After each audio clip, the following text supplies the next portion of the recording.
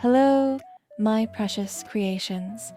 So if you didn't already know, the version 5.7 livestream just took place earlier today, and I think many of us are excited for what this new version will feature, which includes the release of Skirk, new Endgame content, and so much more.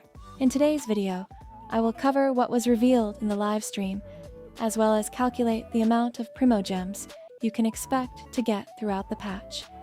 So starting things off, we will have Skirk and Shenhe as the featured limited 5 stars for the first half of the patch.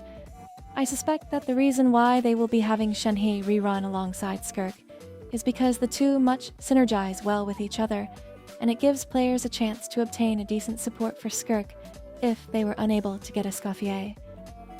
As for the second half, both Mavuika and Emily will be getting their first reruns.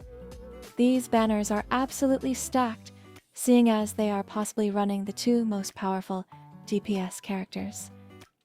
If you are free to play, I hope that you are able to make it through this patch and get all the characters you want.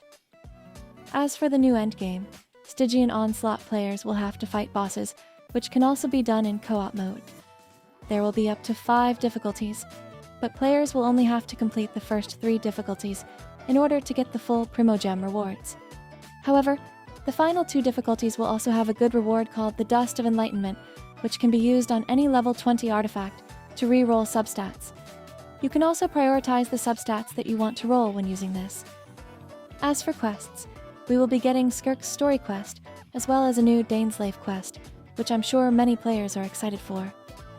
Now, let's move on to how many Primogems players will be able to farm throughout the patch. First, when you log in after updating the game, players will receive 600 Primogems as compensation for the downtime. Next, we have the easiest way to get Primogems, and that is daily commissions.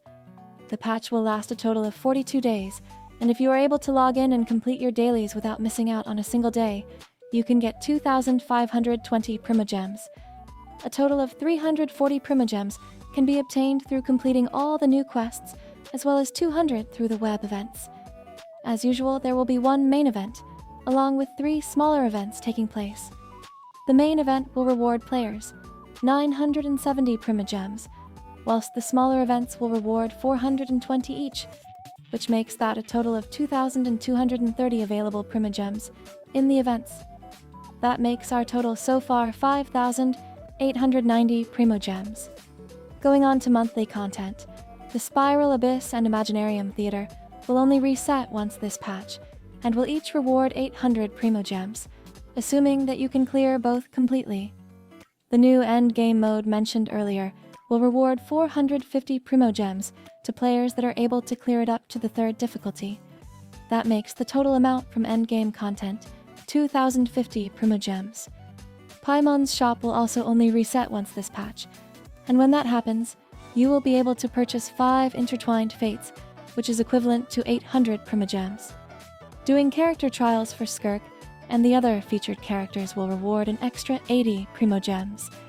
Lastly, a total of 300 Primogems can be obtained through codes that will be made available in the version 5.8 livestream.